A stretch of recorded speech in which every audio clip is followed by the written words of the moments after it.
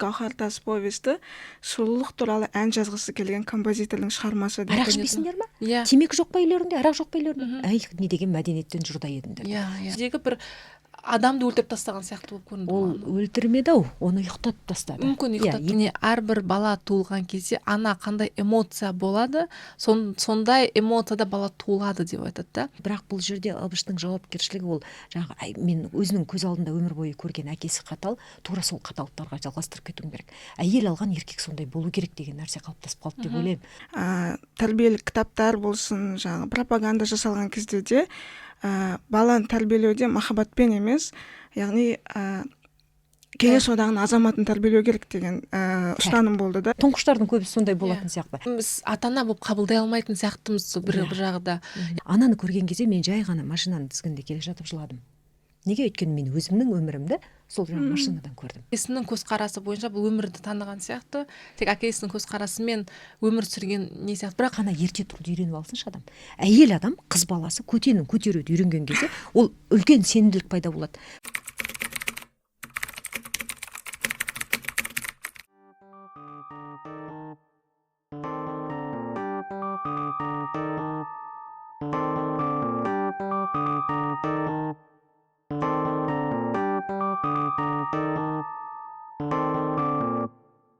Сәлем достар, бүгін бізде кезекті сеанс. Бүгін Дулат Исабековтың Гауһар тас шығармасына талдау жасаймыз.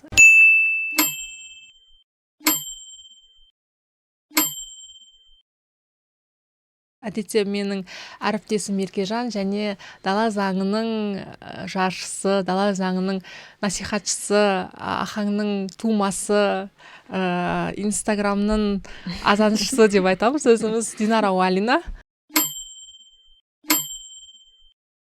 Келгеніңізге көп рахмет, қош келдіңіз. Яғни бүгін бізде Гауһар тас шығармасын талдау.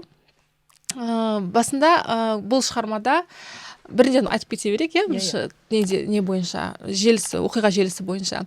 Қайыркен інісі өзінің ағасы туралы әңгіме айтады. Яғни оның мінезі әкесіне тартқан, ол деген әкемен аумай қалған, оның мінезі осындай, кішкене жайбарақат, көп нәрсені былай тез істеп кете бермейді, бірақ оның мінезінде өте үлкен қаталдық бар деп айтады. Яғни осы сөздерін екеуін салыстырады ғой. Яғни өзін салыстырады және Ыбышты салыстырады. Осы екеуінен сіздер қандай мінез көре алдыңыздар? Ыбыштан және інісінен. Яғни екеуі де бір анадан, бір әкеден туылған балалар, бірақ екеуінің мінезі екі түрлі, екі болмыс, екі әлемнің адамы деп айтуға болады. Яғни Ыбыш және Қайыркен сіздерге қандай бір не берді? Қандай сіздер мінездеме ала алдыңыздар өздеріңіз? Әдеби терапия каналына қош келдік. Мынандай батыл қадамды жасап жатқан сіздерге мың алғыс. Жалпы енді кітап оқу деген дүние ол керемет дүние ғой. Осы подкастқа шақырғалы бері менің өзімнің ішкі әлемінде жанымда өте күшті тербелістер пайда болды. Өйткені бұл кітапты, осы Гауһар тас кітабын махаббаттың не екенін білмеген кезде оқыған болатынмын. Ал енді қазір ақыл тоқтатқан, ес жиған, махаббаттың не екенін білетін адам ретінде оқыған кезде мен сонау балалық шағыма оралып, сол Ыбыш жайлы айтылған дүниені басқа қырынан таныдым. Сол Қайыркеннің айтқан әңгімесін тіпті мен бұрын бұл кітапты оқыған кезде бір рет жыласам, осы бір аптаның ішінде бірнеше рет жыладым. Қазір енді өздеріңіз айтады, ерте тұру деп айтып жатсыздар ғой. Көп нәрсені басқа жағынан түсінеміз ғой. Мен жалпы осы екі әлемі екі түрлі болса да, болмысы екі түрлі адамдар, бірақ бір әке бір шешеден туған, иә. Абыштың қаталдығы, бірақ оны сыртынан қарап тіпті жары Салтанаттың өзі, мен Ыбышты алғаш көрген кезде оның бойынан қаталдықты және бір ержүректілікті, сондай бір жігерлікті танып едім. Бірақ оның біріншісі ғана бар екен деп айтады. Шын мәнісінде сол біріншісі ғана бар. Алтынның қадірін кеш біледі. Ал Қайыркен деген ол өмірге ғашық жанның бірі. Тура Салтанат сияқты, апасы сияқты. Апасы енді әкесімен өмір бойы тұрып, ол кісінің мінезі басқашалау, кішкене жабықтау болады. Ал Қайыркен мен Салтанат бір-біріне сай нағыз өмірге ғашық жандар. Екеуі расымен де екі түрлі, иә. Ыбыш неге осындай болып кетті деп ойлайсыз? Әкесінің әсері болды деп ойлайсыз ба? Әрине. Бұл Гауһар тастың соңында айтады ғой. Әкесі оның барлығына сен кінәлі деп. Ол өйткені оның көптен айтылмай жүрген сөзі еді деп Қайыркеннің аузымен айтылады. Шын мәнісінде әкеге қарап ұл өсер деген нәрсе осы жерде дәлелденіп тұрған секілді. Көргені сол ғой. Ал енді адам ылғи да бір мінезбен, бір болмыспен жүре алмайды ғой. Ол көкпарға шыққан кезде өзінің әлеміне, өзінің бір жан дүниесіне еніп, өзін бір рахаттанып сезінетін шығар. Бірақ дәл салтанаттың алдында ол мен әкем сияқты қатал болуым керек деген бір ұстанымды ұстап қалған сияқты. Еркежан, сен қалай ойлайсың?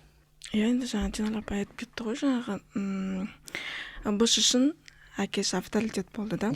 Негізі кинода әкесін басқаша ашып көрсетеді, ол жерде айтады. Мен саған тартқан қаталмын деп айтса, сен өзің ары қарай ойлап неге әрекет жасамайсың деген сияқты сөздер айтады ғой.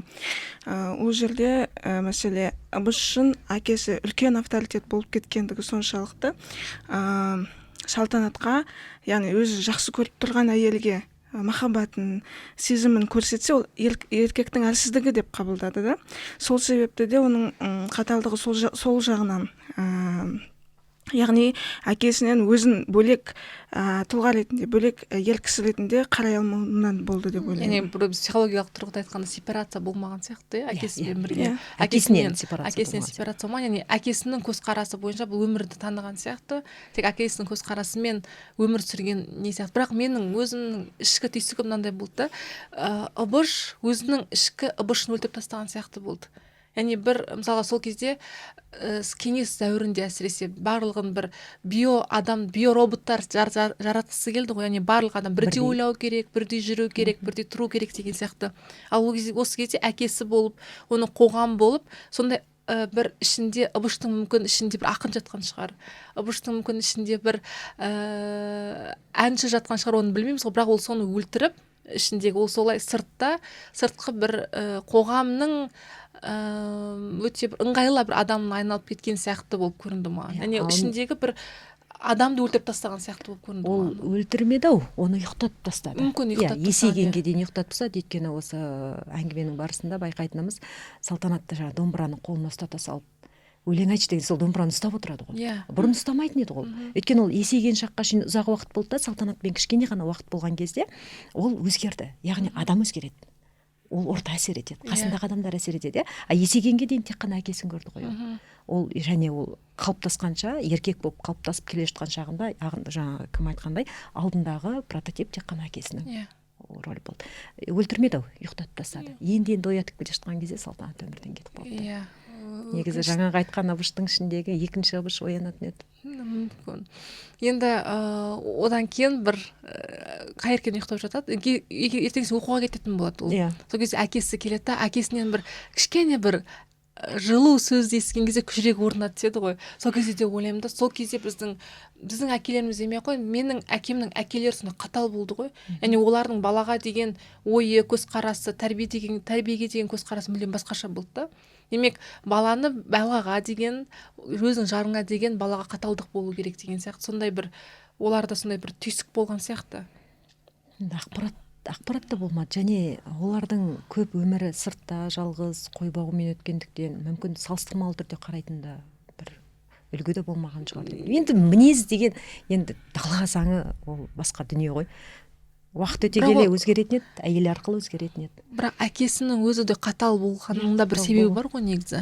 Яғни оның әкесі сондай қатал, мүмкін әкесінен бір махаббат көре алмадым, анасынан махаббат көре алмадым. Себебі ол кезде тағдыр қиын болды ғой, ақшашылық болды, оған дейін де қандай репрессия болды. Яғни оларда балаға деген махаббатын көрсете алу емес, бір жанкештілік болған сияқты. Яғни өмір сүру керек, арға выживать ету керек дейді ғой. Арға тек өмір сүру керек болғанмен бір махаббатты ұмытып кеткен сияқты болды маған қазақ даласында. Енді жаугершілік аттың үстінде жүрген заманда сол. Енді лириканы біз романтиканы кітаптардан, тарихи кітаптардың арасынан байқаймыз ғой. Мысалы көшпенділерді оқыған кезде де, бірақ десе де ылғи да андай қазіргі тілмен айтқан кезде не деп айтады жаңағы? Через жесть деп айтады ғой. Ылғи да сол аттың үстінде жүрген ұлы мақсаттар көбірек болды. Ана отбасы қараған кезде ол әлсіздік болып саналатын беді мүмкін, сол кезде солай болған шығар. Ұлы мақсат биігірек болды.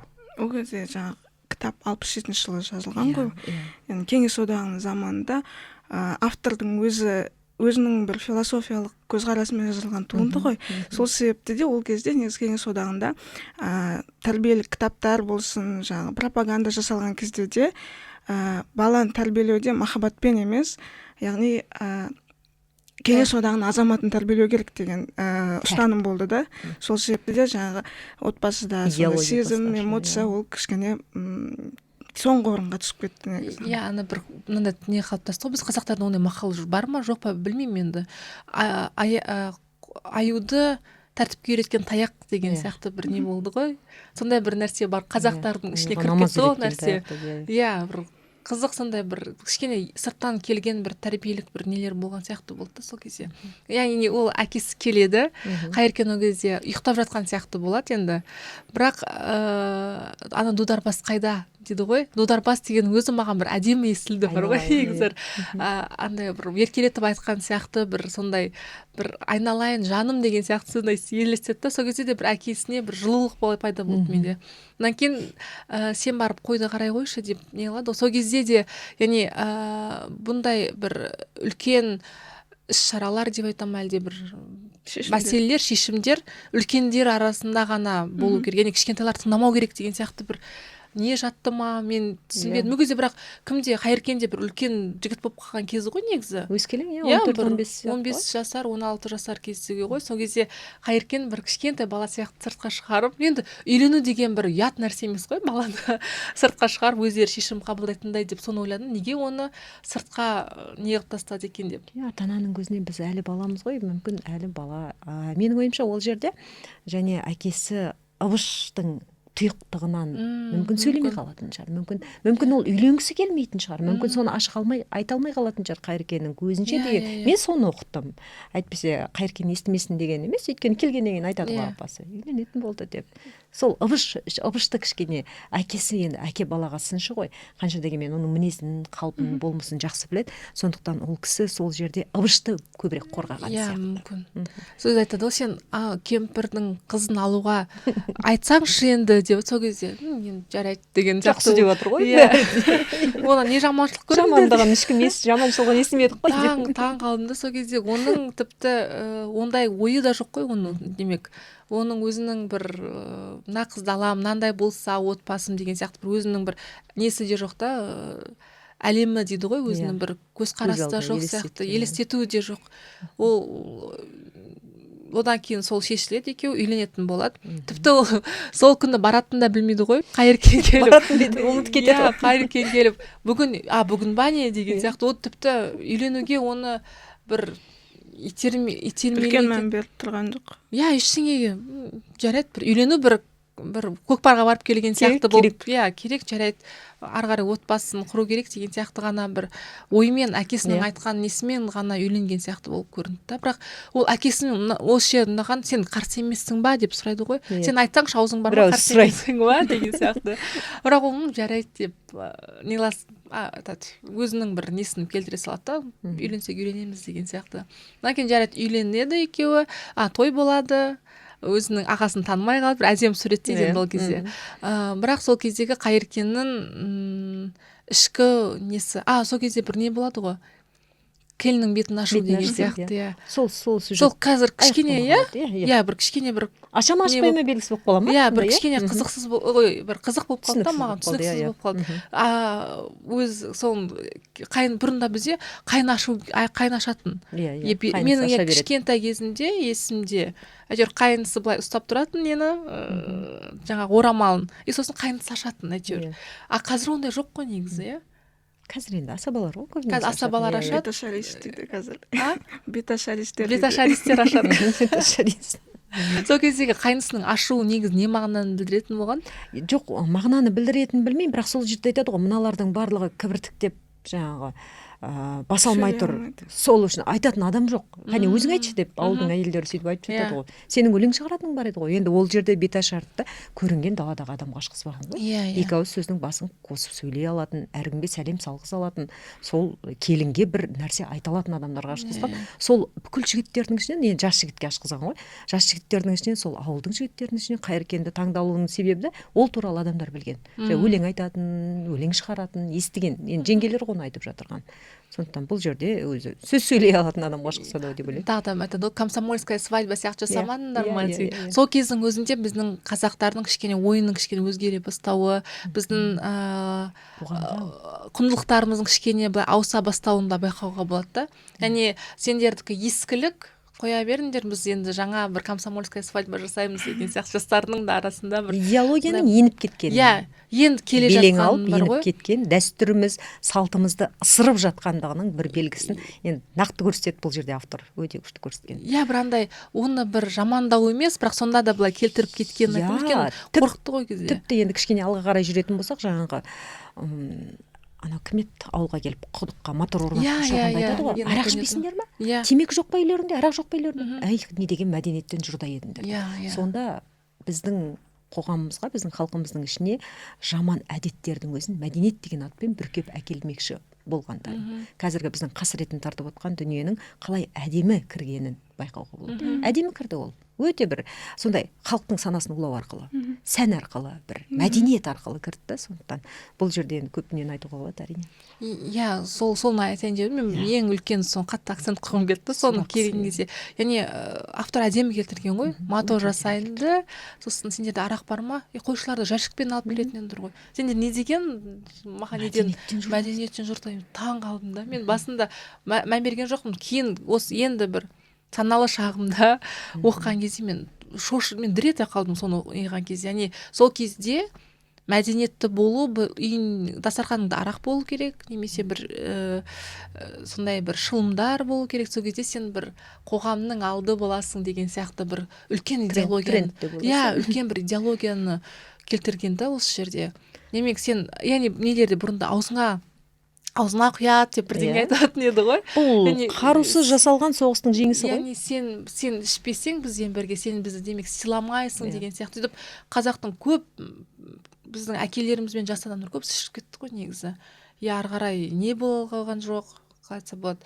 Болашағын да болжай алмады, тек сол ішіп, яғни сол күндік өмірмен ғана өмір сүреді. Орыстардың бір салтын бітіп алып алған сияқты болып көрінді. Салт дәстүр деген сөздің бар ғой, сол дәстүр емес, бұл салтқа айналып кетті. Иә, салтқа айналып, бірақ Аллаға шүкір деп айтамын, қазір бір салтқа айналып кеткен жоқ әйтеуір.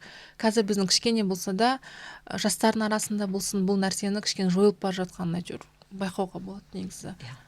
Қазір кішкене, егер айтамын да мен тағы да бір 30 жыл немесе 40 жыл тағы да біз кеңес дәуірінде болғанда мүмкін одан да мүмкін жамандық неге кетіп әлі де бір қайтара алмайтындай бір жағдай болар ма деп ойлаймын. Бұл жалпы идеологияның жасап кеткен қасіреті ғой негізі. Жаңа қарусыз жасалған соғыстың жеңісі тек қана тіл емес, тек қана қазақ емес, бұны көптеген халықтар көрді. Сол ұлы ұлттардың өздері де көрді бұның қасіретін. Қаншама адам.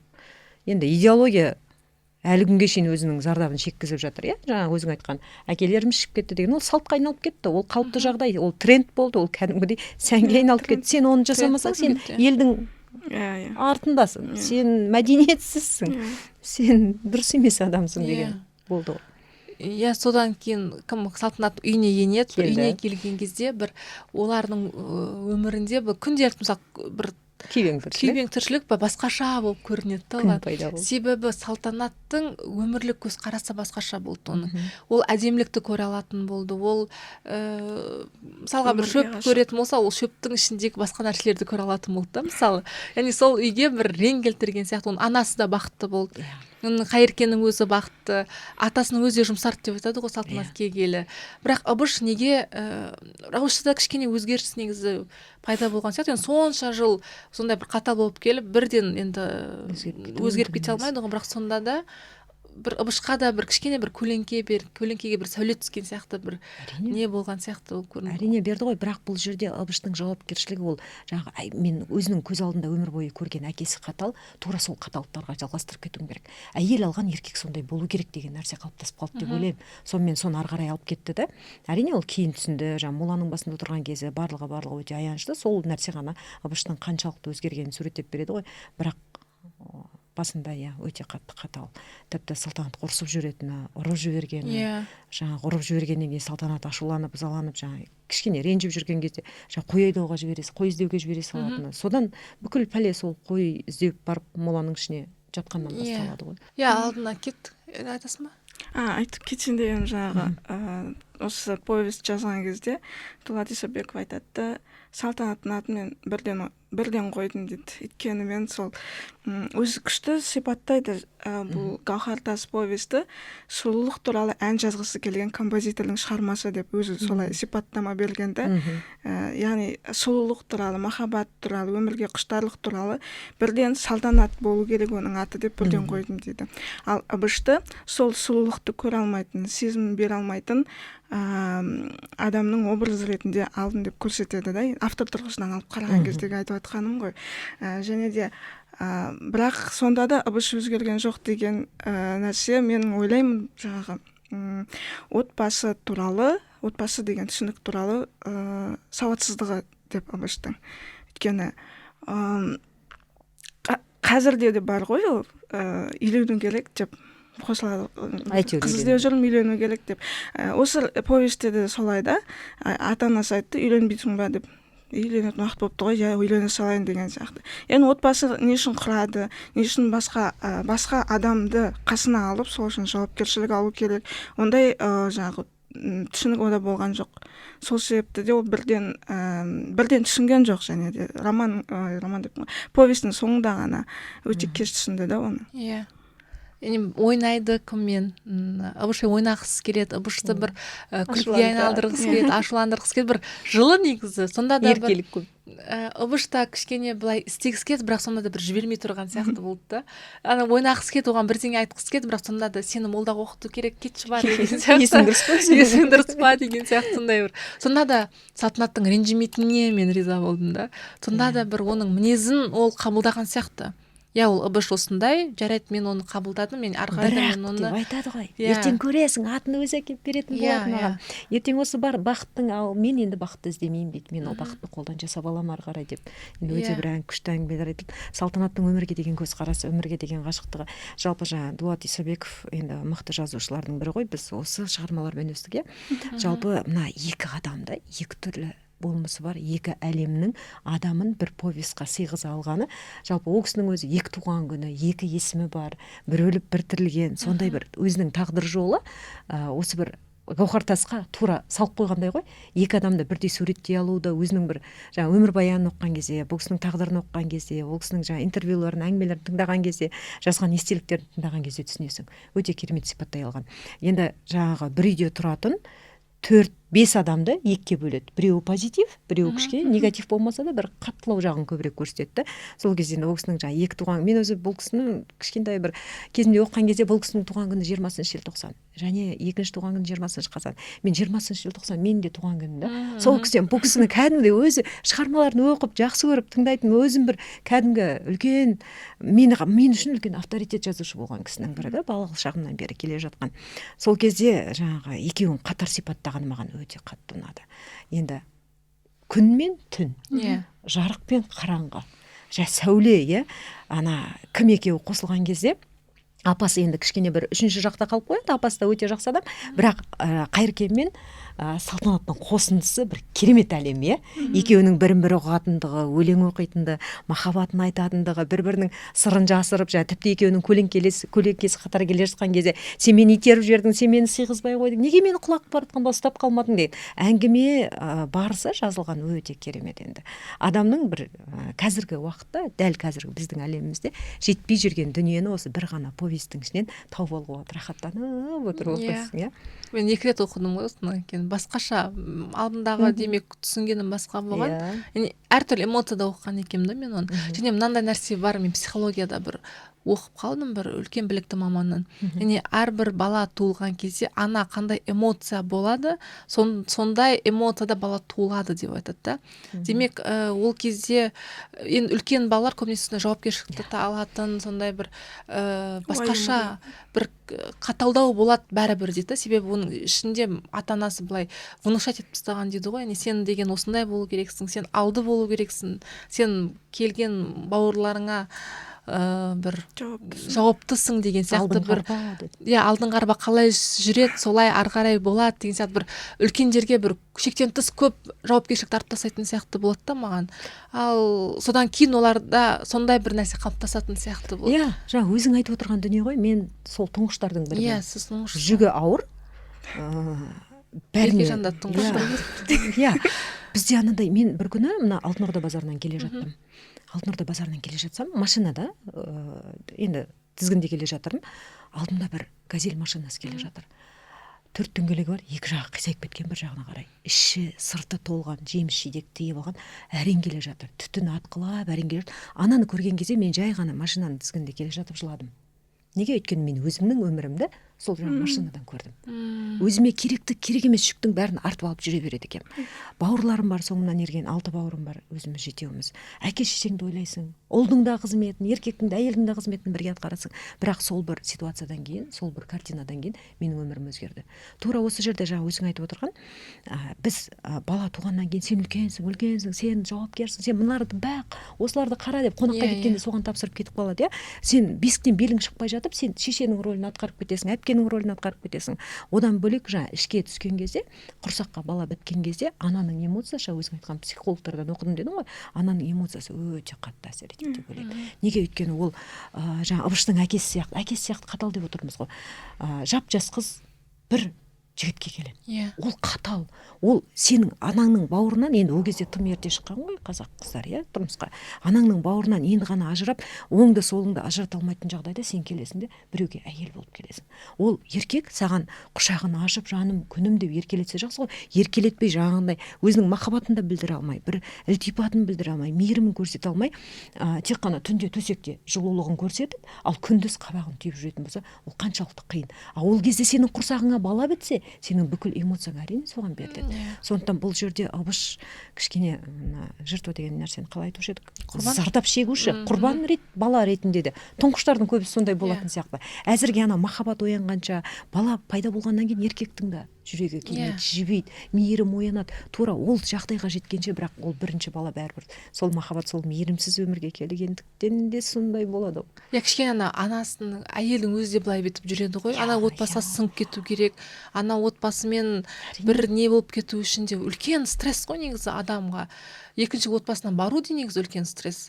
Сонда немен өткен кезде үлкен бала бір кішкене шынымен бір құрбан болып кететін сияқты. Үлкен балалар көп мындай өздеріне қатталып қояды да, сонымен сол жүкпен жүретін сияқты. Иә, өмірде соны сезінгенше жүрдік қой. Мен де мысалы 35-40 жасқа шейін солай жүрдім. Соны сезініп, барлығына көмектескім келеді. Сұрамаса да көмектесіп, әнділерім, бауырларым жағдайын. Ал кейін соның барлығын жаңа машинаны көргеннен кейін сол картинаны көп нәрсені түсіндім. Сол кезде айттым, жоқ, Динара, тоқтатамыз.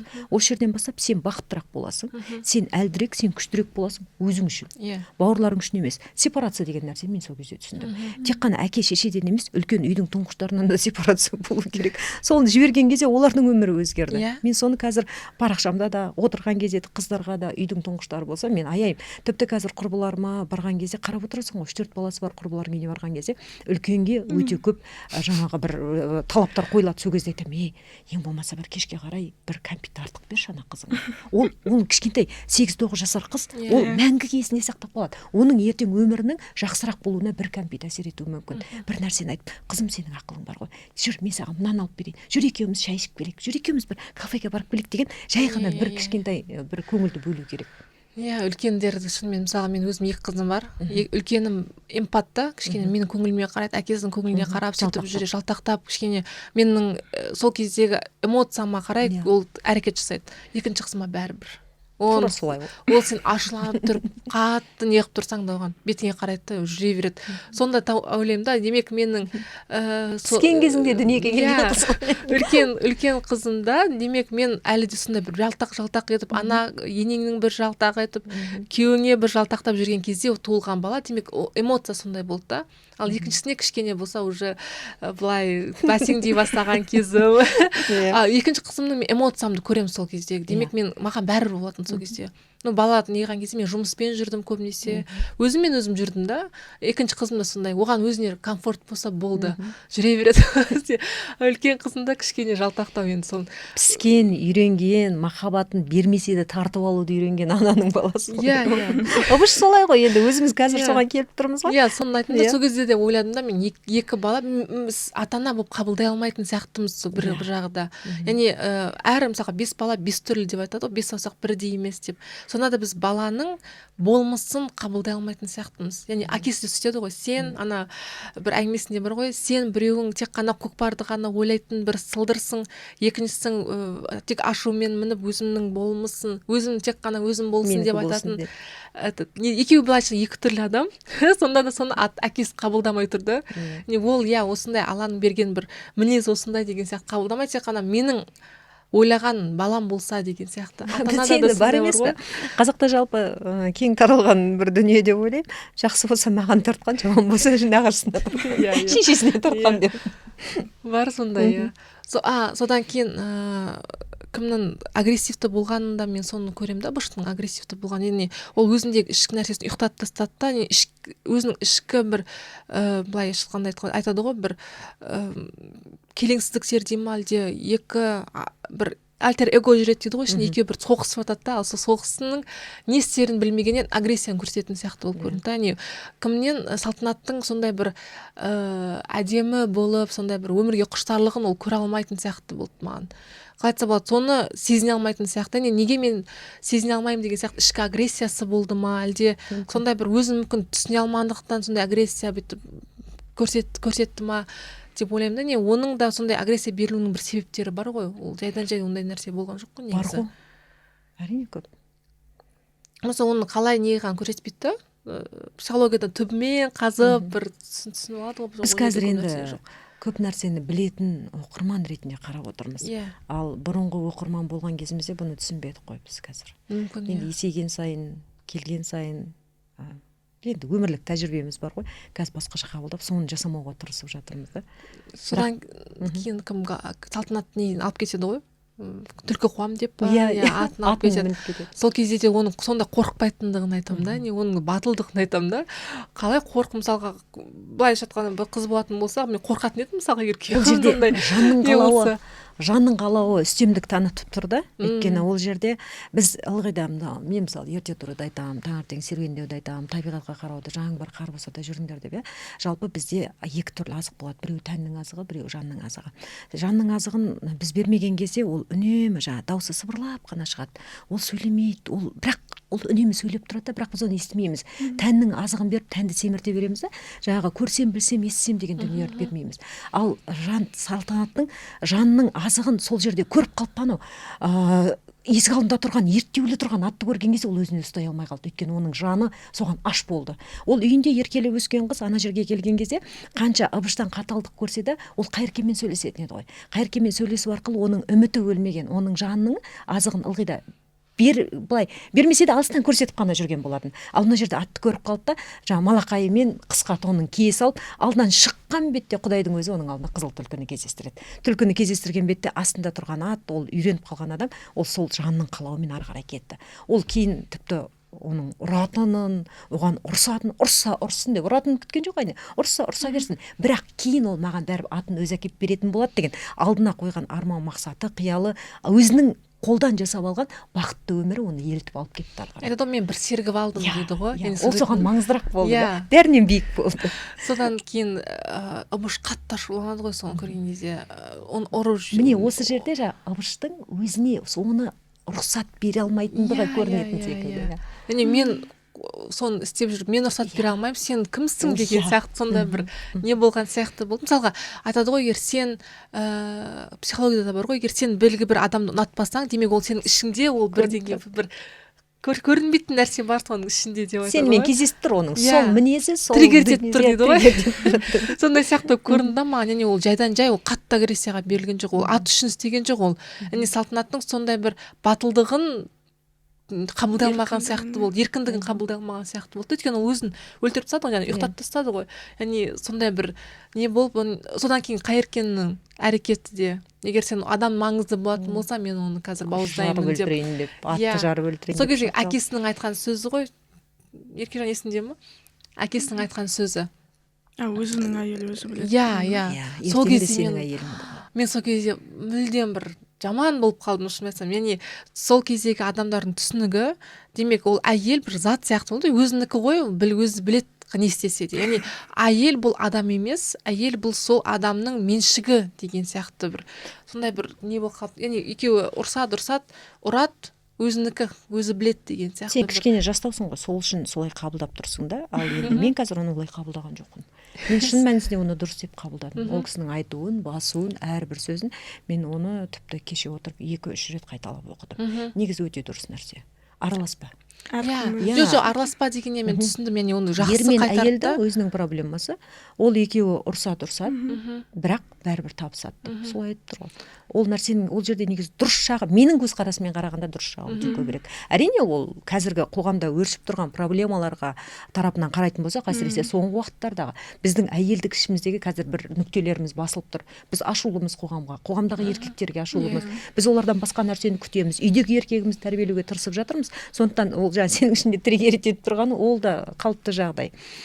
Әрине бұл жерде айтатын әңгіме көп негізі. Бұл жерде әдемі қайтарады ғой, бірақ әдемі басады. Әдемі басады, иә. Сен қазір істейсің, не болды, не болады ары қарай. Сен жексұрын болып қаласың деген сияқты айтады ғой. Және қазақтарда екі ненің орта, содан кейін айтады, сен атқа жарасың, оны салтанаттан гөрі салтанатқа одан да қатты ашуланып, өршітіп аласың екеуін. Жоқ, бұл жерде әйел адамды әкесі ақылды айтып бармады деп мен ренжідім да, былайша айтқанда. Әйел адамды ұруға болмайды. Әйел адамда ол сенің аманатың деген сияқты бір ақыл айту керек пе еді мүмкін Ыбышқа.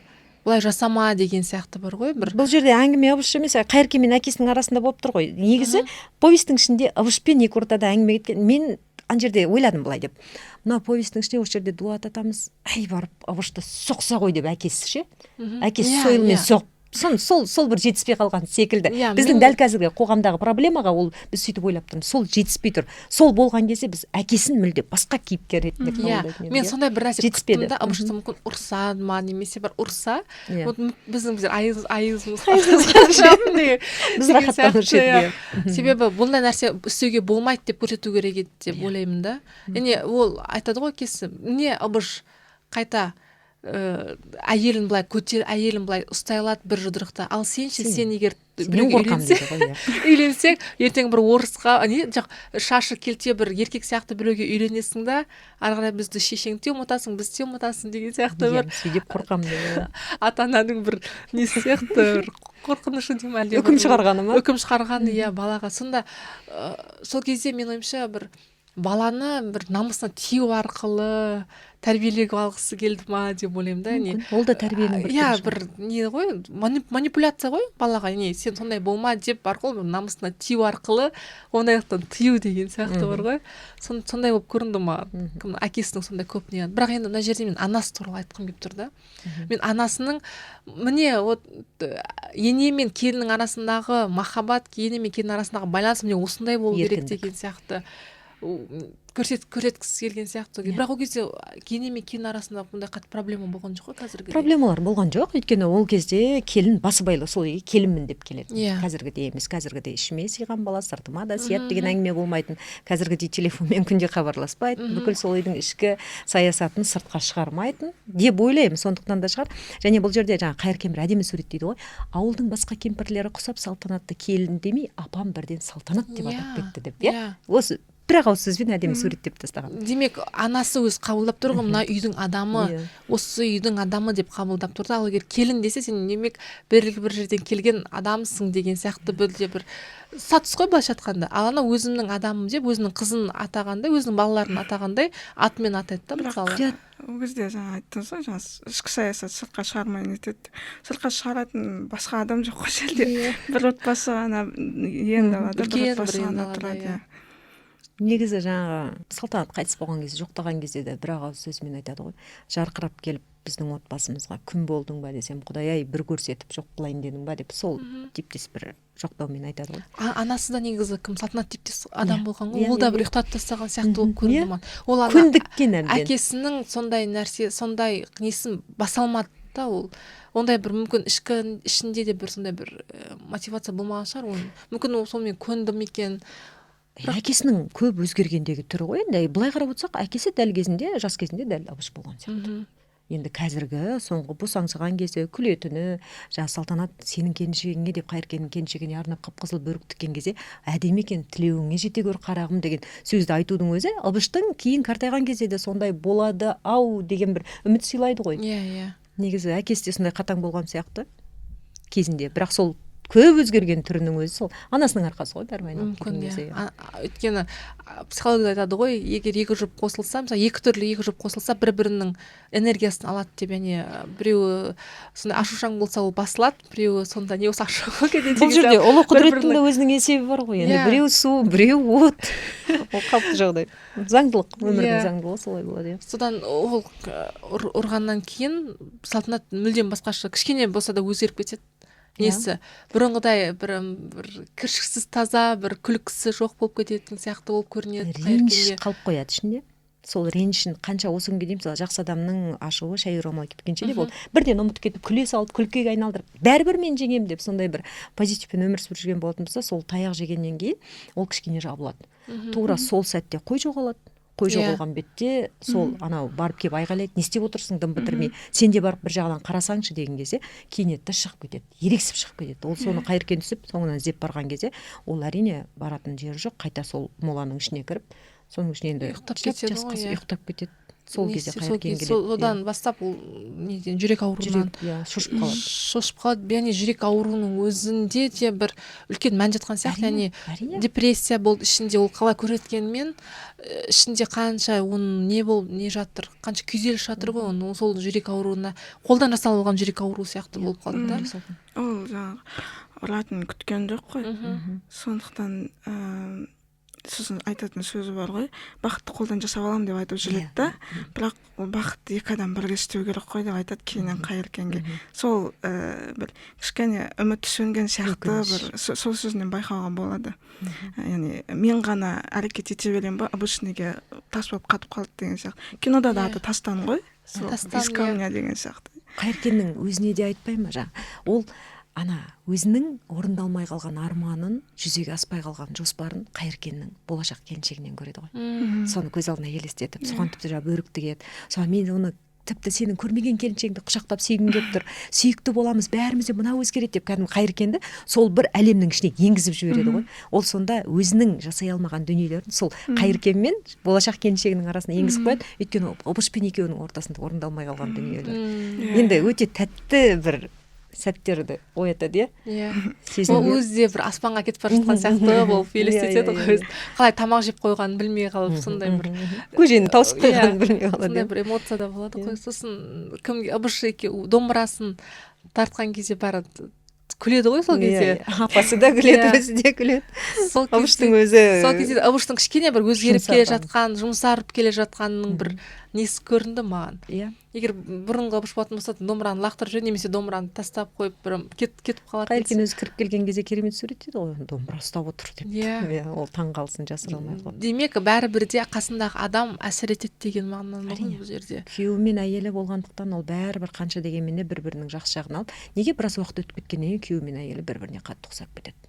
Ұқсап кетеді. Өте қатты. Тіпті қазір ғылыми түрде дәлелденген дүниелер, енді біз күнделікті қатынасқа түскен кезде біздің кейбір клеткаларымыз бір-біріне ұқсап кетеді екен. Және мынандай бір білмеймін, енді бұл дәл қазір айтуға тұратын әңгіме ме, тұрмайтын әңгіме ме? Керек болса қиып тастарсыңдар. Жалпы мына қазір бір осыдан 5-6 жыл бұрын үлкен ғылыми жаңалықтар ашылды. Сонда америкалық ғалымдар, енді алдыға озып кеткен ғалымдар ғой, сол кісілер жаңағы үлкен бір айғайлап жаңалықтар айтты да, әйел адамның өмірінде қанша еркек болғанын білуге болады екен. Өйткені оның ізі қалады екен. Иә. Кәдімгі ДНК арқылы айтып еді ғой, сондай бір үлкен бір шум болып еді ғой. Иә, болады екен деп. Бір енді ол өте үлкен ақшалар тұрады. Бірақ оны біздің қазақ баяғыдан білген. Неге? Өйткені сосын оны айтады да, ол ізді кетіретін ферменттер жылқының етінде, сүтінде болады дейді. Ал енді қазақ бұрын бір-бірімен жауласқан кезде, жауға шапқан кезде бір батырлардың әйелдерін алып кетіп отырған ғой, өзінің әйелдікке. Сол кейін қайтарып алған кезде өзінің отауына, төсегіне қабылдамас бұрын 40 күн бойы боз биенің сүтіне шомылдырған. Сонда қазақ ақымақ осының бәрін білген ғой. Яғни әйел адамның ағзасында қалған клетка барыбір өзінің дегенін жасайды, яғни ұқсап кетеді. Әйел мен күйеуінің бір-біріне уақыт өте келе ұқсап кететіндігі де сонда шығар. Енді ұқсап кететін болса, олардың мінез құлқы да өзгереді емес па? Өмірді қабылдауы да, өзі екі қошқардың басы бір қазанға сыймайды дейді, бірақ біз бұл жерде біреу әйелі еркін болса, күйеуі кішкене жабықтау, не болмаса әйелі тұйықтау болса, күйеуі ашықтау. Өзі кез келген адам екі түрлі ғой, отбасын алып қарасаң. Мен отбасында солай. Жолдасым өте сабырлы, көп сөйлемейді, сырт көзге қарасаң, сендердің араларында махаббат бар ма, романтика бар ма деп айтады. Бірақ ол жаны өте нәзік, өте романтик, сондай бір өте андай сенің түйілген қабағыңды байқап қоятын, сенің жаныңды түсінетін өте бір басқа әлем. Екеуміз қатты ұқсаймыз. Көзқарастарымыз екі түрлі, тыңдайтын музыкамыз екі түрлі, оқитын кітаптарымыз екі түрлі, бірақ екеуміз қазір уақыт өте келе өте қатты ұқсап бара жатырмыз. Бірақ екеуіңіз негізі екі түрлі болғансыздар. Ол кісі өзгерді ме, әлде сіз өзгердіңіз бе? Екеуміз қазір ұқсас тұстарымыз өте көп. Түйіскен тұстарымыз өте көп. Қазір екеуміз екі түрлі, әлі де екі түрлі әлембіз, бірақ екеуміз бір-біріміздің жанымызды түсінеміз. Өзгеріс деген осы жерде болады. Қызық, иә? Бір негізі былай қар өте қызық. Орыста айтады ғой, муж и жена одна сатана. Сөйтіп, олар қазір ұрысып білмейсің, кейбір отбасылар бар ғой, бір ұрысып қалғанын білмейсің, бір таласып қалғанын білмейсің. Бір қызық сондай. Әркімнің өзінің конституциясы, әркімнің өзінің әлемі, әркімнің өзінің бір көрсетіп жүрген отбасылық моделі болады, қалыптасады өз уақыт өте келе. Жылдар өткен сайын тіпті ештеңе сөйлемей қабақпен отыра бересің. Өзінің ата-анамыздан да байқаймыз ғой, мысалға екеуінің қазір ашуланып тұрғанын да білмейсің, екеуі бір-бірін түсініп жатады. Бұл нәрсе қазір бұл жылдар өте келе пайда болатын нәрсе деп айтады. Бұған жету үшін де әлі талай бір неше түрлі бір соғыс майдандардан өту керек деп. Содан қайтадан неге келесек? Алшыға келейікші. Гауһартасқа. Сондай бір үлкен не содан кейін өте сол бәленің бәрі содан басталады ғой. Одан кейін де бір күйзеліске ұшырайды Салтанат, қабағы ондай қатты жадырамайтын болады, бұрынғыдай күлмейтін болады, бірақ көтеріп қояды ғой, екі қабат болып қояды ғой. Содан кейін ауырып жатқанда суреттеледі. Толғақ қояйыншы сізге, қызық болып кетті бағана айтқан сөзіңіз бар, Гауһартасты бұрын оқығанда басқаша, қазір махаббаттың не екенін түсініп барып оқыған басқаша дедіңіз ғой. Ауырып жатқан кезде Қайыркен сұрайды, сен мен ағам сүймейсің ғой деп. Сонда Салтанат айтады, сүйемін әрине дейді. Ал жаңағы мүмкін кітабын оқымай, киносын ғана көрген адамдар үшін Қайыркен мен Салтанаттың арасында махаббат бар сияқты көрінеді. Сонда махаббат деген не нәрсе негізі? Махаббат дегеннің негізі енді қаншама бір анықтамасын айтып кетті ғой. Махаббат деген ең бірінші түсіністік. Адам мен адам, кім айтып еді? Әбіш Кекілбаев атамыз бекен біреу айтып кетті ғой. Махаббат дегеніміз сана биігінде тоғысу. Мұхтар Шаханов. Сана биігінде тоғысу деп. Сана биігі дегеніміз өзі түсінікке келіп тіреледі ғой. Ойдың бір жерден шығуы, ол тек қана айтылатын сөздер, бір жасалатын сыйлықтар емес, ол сенің жаныңды түсініп, сенің қалауыңды, сенің қалауыңды орындап бермесе де, сенің қалауыңды түсініп соған кедергі жасамау деп. Жалпы адамның қанатын қайырмау. Сол махаббаттың ең ұлысы солай деп ойлаймын. Әйтпесе жай ғана көркем тілде айтылатын, болмаса бір инстаграмға салатын әрекеттермен көрінетін махаббат емес. Жаңағы Салтанат ең соңында кітаптың соңында айтады, Қайыркеннің суреттеуі бойынша, бұл қабірдің астында Абыштың адал жары жатыр. Бұл қабірдің астында айтылмаған, ешқашан білдірілмеген менің махаббатым жатыр дейді. Өйткені екеуінің санасы бір жерде тиісті ғой. Абыштікі да сондай шығар, ұйықтап қалған санасы бар ғой, ұйықтап қалған түсінігі өзінің, ұйықтап қалған әлемі бар, бірақ бұл жерде көрсетілмеді ол. Ал Қайыркендікі көрсетіліп тұрады. Соны Қайыркеннің тарапынан айтылады ғой. Ал енді кітап былай суреттеліп келе жатқан кезде, кейіпкерлердің оқиғасы ішіне еніп оқып отырған кезде, екеуінің арасынан қыз бен жігіттің махаббатын көресің, кәдімгідей көрінеді. Екеуінің еркелегені, екеуінің бір-бірін естегені, бір іздеп келетіні, сағынатыны, сыйлайтыны. Бір қайны мен жеңге емес, бір қалай бозбаладағы бір махаббат сияқты. Бір тілде сөйлей алды ғой екеуі. Соны сол кезде біз түсінік бір қызық түсінік қалыптасады. Әттеген-ай, Қайыркеннің әйелі болғанда ғой, деп. Салтанат шын бақытты болар еді деп ойлаймын. Бірақ мүмкін ондай болса, гауһартас шықпас па еді? Иә, әрине, ол жерде негізгі мақсат басқа ғой. Және менде мынандай ой болды. Ең соңында айтады, жаңа Салтанат армандап отырады ғой, ертең атын өзі әкеп береді маған. Осындай өмір сүреміз, бақытты болып кетеміз, сүйікті боламыз, сенің келіншегің келеді, мен апам мен сіңілімді көшіріп аламын деген кезде. Ой, осы сіңілісін алып бере салғанда Қайыркенге деп. Сіңілісі қандай адам екен деп сондай. Ана өзі қиялың шарықтап кетеді, ары қарай кіріп кетеді. Иә, кітап негізі фантазияны ары қарай дамытады дейді ғой. Күшті дамытады. Сол Салтанат сол толғақтың үстінде қайтыс болып кетеді, яғни бала да өзі де өмірде ұсақ, сонда да соңындағы айтқаны сол Қайыркенді ойлап қайтыс болып кетеді ғой. Яғни мен саған ризамын, Ыбышқа да ризамын деп айтады. Саған ризамын деп Ыбышқа мына бәйгеден келгенде атының кекіліне тақсын деп жаңа жасап қойған шашбауын беріп, шашағын беріп, саған ризамын деп. Сол отбасына қалайса бол, сол отбасына бір кіріп кеткен адам ғой, сол отбасын бір өзімнің адамдарым деп қабылдау, яғни өліп бара жатса да соларды бір бөлшегі ретінде өзін қабылдаған адам ретінде бір жаман болып қалдым да менде. Әрбір адам, әрбір келін сол үйге сондай болып баратын болса, отбасында бір не болатын еді ма деп ойлаймын. Өз үйім деп қабылдау. Өз үйім деп қабылдау. Яғни ол өз үйім деп қабылдау үшін де, бірақ ол жақтың адамдарды өз адам деп қабылдау керек та. Сол кезде барған келін де сондай өз сіңісіп кетуіне оңай болады. Ана қабылдап жатқан адамдарға да оңай болар еді деп ойлаймын. Соны да әдемі келтірген да сол неде. Соңғы демі үзілер шағында басқа ешкімде емес, апасы жүгіріп шығып, Қайыркен сені шақырып жатыр деп. Сонда Ыбышқа беретін аманатын Қайыркен арқылы табыстап, Қайыркенге мен саған ризамын деп айтып кеткеннің өзі, сен айтып тұрған бүкіл нәрсені түйіндеп береді. Ол кезде Ыбыштың өзі неге сыртта жүреді ғой, бәйгеде. Сол кезде де ойлаймын да, одан кейін келген кезде де ешқандай бір эмоция болмайды ғой ода. Тек қана қайырылып кетіп қалады, болды. Бірақ шығара алмайды. Бірақ қабірдің үстінде жаңағы әскерге кетіп бара жатқан кезде әкесімен екеуі сол кезде ғана бір ойлайды ғой, бір моланың бүркіті деп ойлайды ма, сол кезде қатты қорқады ғой әкесі, моланың бүркіті келе жатыр деп. Сол кезде отырған Ыбыш. Мынау не істеп отыр? Иә, сол кезде сен өзіңе тартқанмын әке деген сол бір сөзі бұрыннан келе жатқан ренішін көреткен сияқты болды да. Ыбыштың. Яғни мен сенің кесіріңнен, яғни сенің осы үйреткеннен мен осындай болдым деп. Бір кінәлау да жатыр ішінде, наз да жатыр, мұң да жатыр. Қолда барды бағалай алмадың ау, сен де соның бірі болдың ау деген кезде мен өзіңе тартқанмын әке деп. Иә. Өте керемет. Жалпы осы кітапты оқыған кезде жаңа айттым ғой, мен осы соңғы аптаның ішінде қайтадан әдейі қағаз кітапты алып алдым.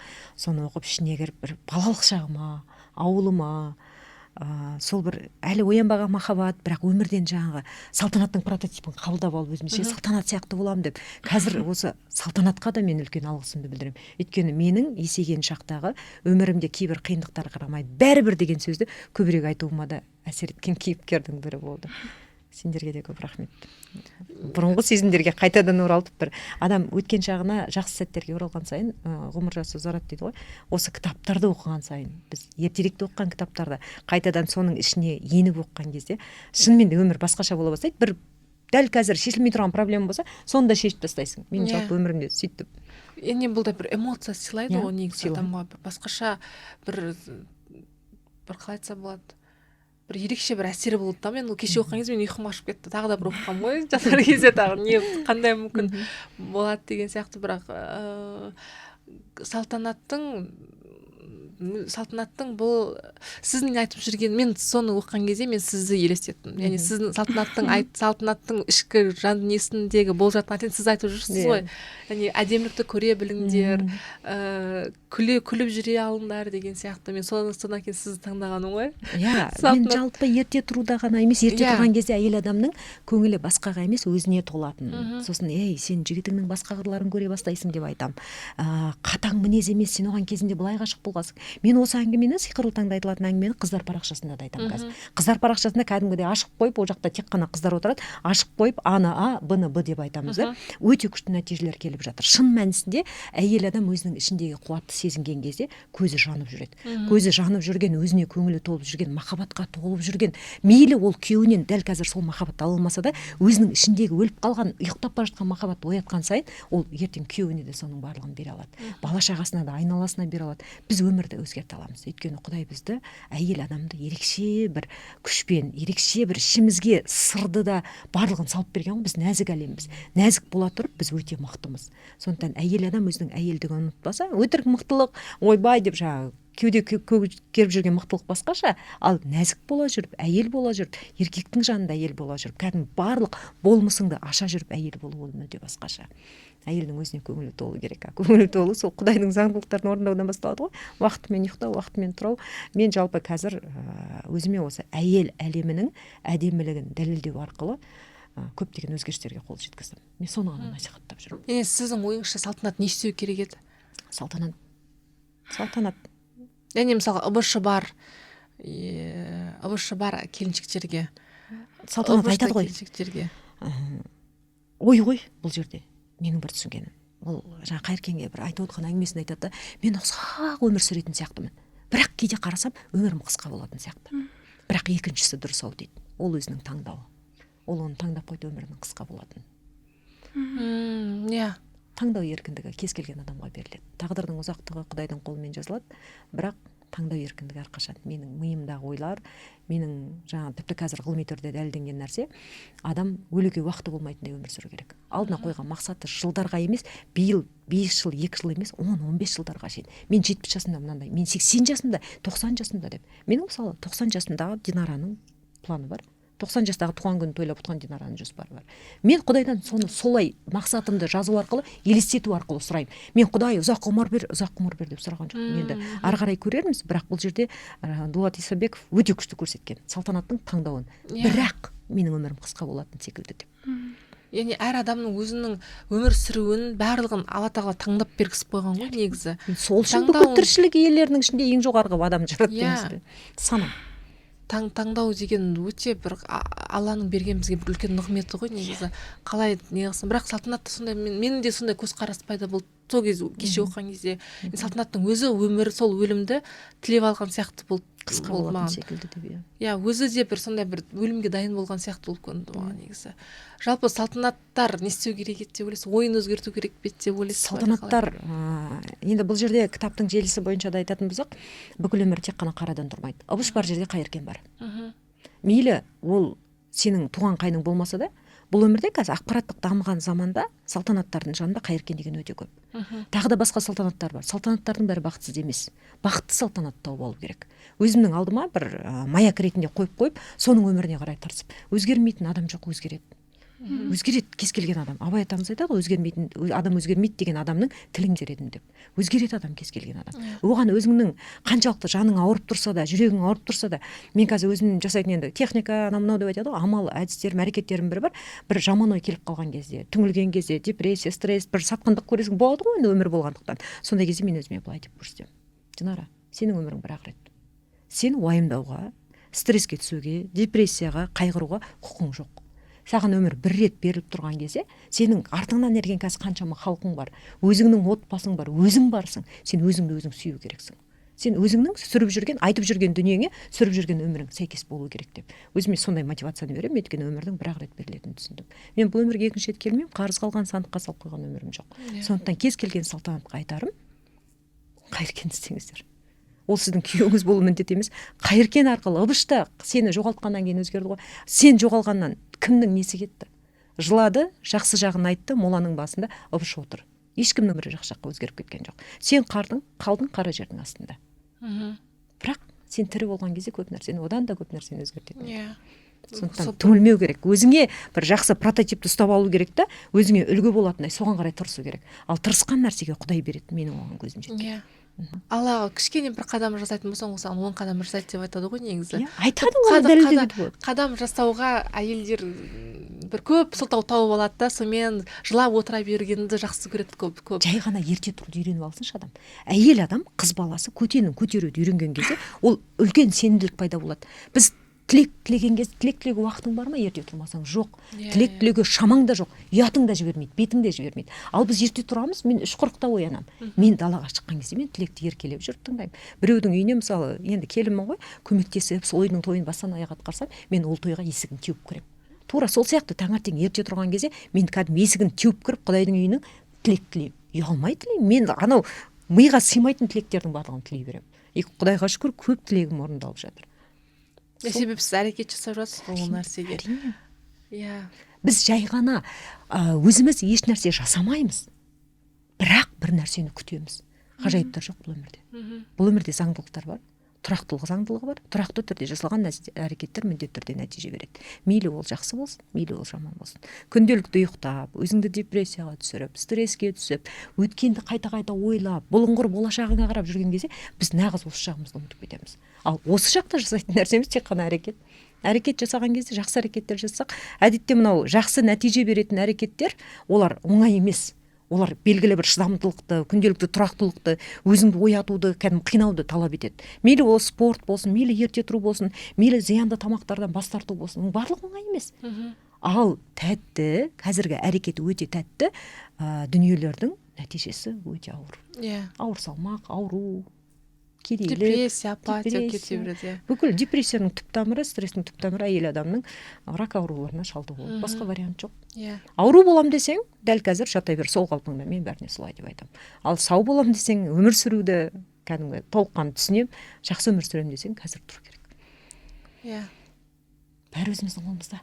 Біз мынандай нәрсеге үйреніп қаламыз ғой, тағдыр деп тағдырға, Құдайға итере саламыз барлығын. Әдемі айтады ғой соның несі. Ата-ана кінәлі, қоғам кінәлі, заман кінәлі, күйеуім кінәлі, ата-енем кінәлі, мынау бала-шағам кінәлі, уақыт жоқ, уақыт қазір тез өтіп жатыр деп. Ең соңында сол Құдайға апарып менің тағдырым жазып қойған соны дейміз да, болды. Не істеймін енді көнемін деп. Бала-шаған, мен осы міне 4 бала-шаған тудым, болды.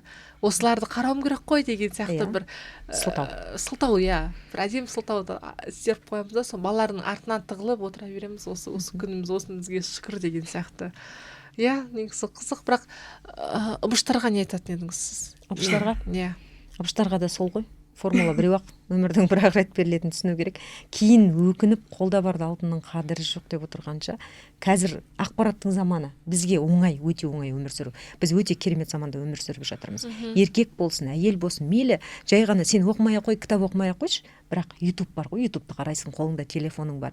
YouTube арқылы, болмаса Instagram'да қысқа роликтар бар, уақытта талап етпейді. Соның біреуін көкейіңе тоқып жүрсек, әйтеуір бір күні өзінің жемісін береді. Біз күнделікті дәнегеміз, күнделікті бір жаман дүниені қарағанша, одан да бір жақсы нәрсені алып, соны бір егіп қойсаң, әйтеуір ол өзінің дәнін бәрібір береді. Өзгеруге деген ниет болу керек. Мен өзгергім келеді деген бір ауыз сөзді айтсаң, соның ар жағында қаншама мына пазлды құраймыз біз күнделікті өзіміздің ойымызбен, ниетімізбен. Бір нәрсеге ниеттеніп қойдың ба, сол пазлың ақырын құрала береді.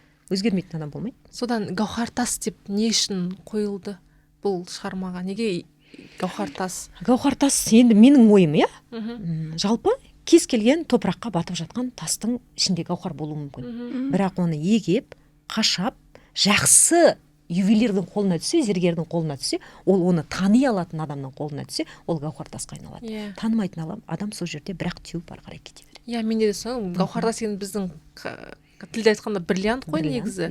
Яғни оны соны өлеңнің деп айтады да, бірақ негізгі оның басқа мағынасы бар ғой. Гауһар тас бұл салтанат қой, яғни салтанатты түсінген зергер бұл қайыркен болса, оны түсінбей лақтыра салған бір ыбыш сияқты болып көрінді да маған. Себебі бриллиантты түсінетін адамдар бар негізі. Жай бір күміс деп қарайтын адамдар да бар ғой. Жай бір зат не деп қарайтындар. Бірақ шынымен бір оның қадіріне түсінетін адамдар да бар.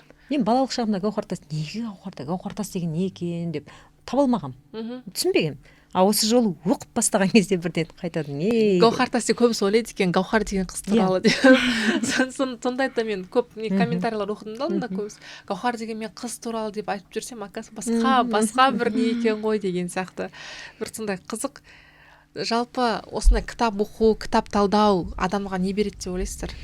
Кітап оқу, кітап талдау дәл қазіргі менің жасыммен, қазіргі Динараның көзқарасымен қарайтын болсам, кітап оқу мені балалық шағыма оралтты. Жақсы, өте әдемі сезімдер сыйлады. Ал енді негізі кітап оқу маған тәрбие берген кітап. Біздің тіпті кішкентай күнімізде бала күтімізде кітап ұрлап, мен жасөспіріммін, үлкен қызым ауылдың библиотекасын есігін құлпын бұзып ашып, кітап ұрлап линейкаға барып, сол кезде мен үйдің үлкен қызымын ғой, бара алмадым. 14 жастамын бекем, сондаймын. Үйде бүкіл бауырларым жинап, корритамен кәдімгі сиырдың астын тазартатын корритамен кітап тасығамыз ғой. Сөйтіп таңертең қар жауған, қардың үстінде біздің ізіміз қалған. Таңертең айғайдан оямыз, Мейрамкүл апай кітапханашы келіп айғайлап жатыр. деп сөйтіп біздің үйдегі Гүлсая деген сіңілім бар, 93 жылғы, сол жүгіріп балтаны алып шыққан ғой. Міне мына балтамен бұзып ашты деп. Содан ештеңе білмеймін, қазір сағат 8-де линейка болады ғой, линейкада болатын болыңдар деп. Содан мен үйдің үлкен қызымын, ұялып бармай қалдым. Менен кейінгі сіңілім, інім бәрі кетті. Менің сіңілім кішкене бұзықтау. Сол барған кезде енді линейкада жерден алып жерге салып, жеңгелеріміз, директор, мұғалім бәрі ұрысып жатқан ғой. Сол кезде ауылдың әкімі кіріп келген ғой. Естіген ғой, кішкентай ғана ауыл, бәрі біледі. Ауылдың әкімі кіріп келіп, сонда біздің көше 3-4 үй болып ұрлағанбыз, бәріміз көп балалы үй. Сонда айтыпты, басқа тура осы Мұхтардың балалары кітапты отқа жағуға ұрылады дегенге мен сенбеймін. Бұлар қылмыскер емес, кітапхананы ашпай отырған сендер қылмыскерсіңдер деп. Сол завучқа да мектептің директорына кітапхана ашпай ұрсып, сол кезде менің кітапқа деген махаббатымды өлтірмей, қайта керісінше өршітіп, мен журналист болам деп, қазіргі таңда өзімден оқыған журналист, оқымаған журналист, оқыған экономист деп айтамын ғой. Сол бір кітапқа деген махаббатымды өлтірмеген сол Рақымжан деген әкем. Сол кісінің бір берген дүниесі осы. Кітап бізді тәрбиеледі. Менің шешем мен 7 жасқа келгенде ауырып қалды.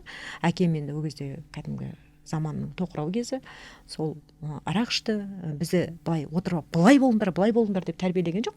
Әкем өте қатаң, кәдімгі ұрып соғып бізді өйтіп тәрбиелеген жоқ. Бірақ өзінің болмысымен тамақ ішкен кезде біз әлі күнге шейін әкемнің көзінше сөйлемейміз, артық сөз айтпаймыз, шуламаймыз. Сондай бір әдемі тәрбие берді. Бірақ тәрбиенің көпшілігін өмірге деген махаббат, кәдімгі бір арман, қиял, ғажайыптар деген жақтарын маған кітап берді. Кітапты өте көп оқитын. Мен 1 жасымда, 1 классқа барғанда Жұлдыз деген журнал болатын, соны көп оқитынмын. Бала кино, мультфильм, болмаса балаларға арналған кітап дегенді оқымаппын, үлкендерге арналған кітапты оқитынмын. Арман, қиялмен сол жақта кететінмін. Негізгі кітап үлкен тәрбие береді. Және өмірді қабылдауыңа бәрібір өзінің әсерін тигізеді. Позитивті кітапты көбірек оқысаң, сол позитив жағына кетеді екенсің. Менің қазіргі өмірді жақсы көретін, өмірге ғашық қасиеттерім көбісі кітаптардан алынған.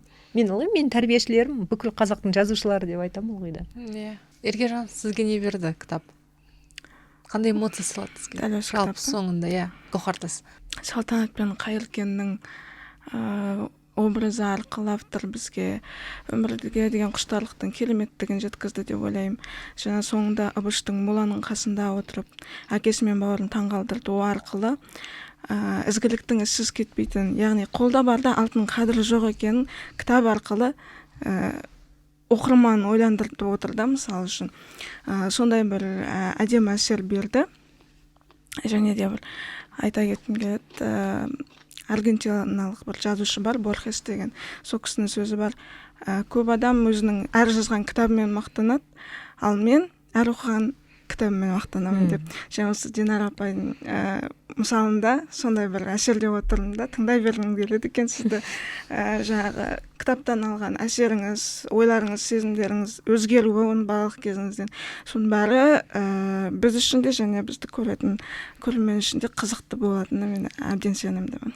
Және мен ойлаймын, осы кітапты оқығаннан кейін Ыбыштар кішкене ойланады, Салтанаттар да кішкене ойланып, әрбір қасындағы жан-жарының болсын, немесе қасындағы адамдарының бір басқаша қырынан да таниды деп ойлаймын. Мысалға, көп ер адамдар өзінің қасында шапқылап жүрген әйелдерінің қадірін түсіне бермейді да. Оны бір жаққа кетіп қалған кезде, төркініне кішкене демалып келген кезде ғана барып кішкене әйелімнің сіңіріп жатқан еңбегі көп екен ғой деген сияқты. Сондай ғана ой қалыптаспай, бар кезде, қасыңызда жүрген кезде қадірлеуді, бақалауды бізге әрбір тек қана ер адамдарға емес, бізге де сондай нәрсені үйрену керек. Себебі қасымызда жүрген кезде бізге бір так должны дейді ғой, сондай болу керек сияқты көрінеді. Алла тағала Құдай сақтасын алып қойған кезде түсінетіндей дәрежеге жеткізбеу керек. Сол үшін Гауһартасты оқыңыздар, тағы да оқығандарыңыз болса тағы да бір қайталап оқыңыздар. Астына комментарийға не түсініңіздер, не түйдіңіздер, және сізге ұнаған, ұнамаған тұстарын жазып кетсеңіздер, біз қуанышты болар едік. Сау болыңыздар, бар болыңыздар, бақытты болыңыздар.